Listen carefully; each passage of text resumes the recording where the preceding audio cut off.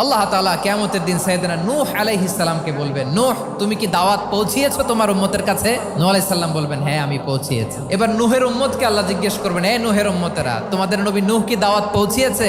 নূহের উম্মত বলবে, না আল্লাহ, কোনো দাওয়াতও আমরা পাই নাই, আপনারাও চিনি নাই, জান্নাতও চিনি নাই, জাহান্নামও চিনি নাই। নূহ আলাইহিস সালাম বিপদে পড়ে যাবেন। তখন আল্লাহ বলবেন, নূহ তোমার পক্ষে কোনো সাক্ষী আছে?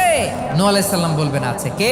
উম্মতে মুহাম্মাদি। তখন আমরা বলবো, আল্লাহর নবী নূহ আলাইহিস সালাম তিনি আপনি যা যা বলেছেন ঠিক তা তার উম্মতের কাছে পৌঁছে দিয়েছে। এবার নূহের উম্মতের সাথে আমাদের ঝগড়া লাগবে। তারা বলবে, তোমরা আসছো আমাদের হাজার হাজার বছর পরে, তোমরা কি করে জানলা? তোমাদের সাক্ষী ধর্তব্য হবে না? আমরা তখন বলবো, আমাদের কোরআনে তোমাদের নবীর নামে আল্লাহ তাআলা একটা সূরা নাজিল করেছেন, সূরাতে নূহ। দিন রাত এক করে তোমাদের কাছে তিনি দাওয়াত পৌঁছেছেন, সব আমরা জানি। আমরা যখন বলবো এই কথা, নূহের উম্মত চুপসে যাবে। তখন আমরা সত্য বলেছি কিনা এটা আল্লাহ তাআলা জানতে চাইবে বিশ্বনবীর কাছে। তখন বিশ্বনবী আমাদের পক্ষে সাক্ষী দিবেন। আওয়াজ করে বলেন আল্লাহু আকবার।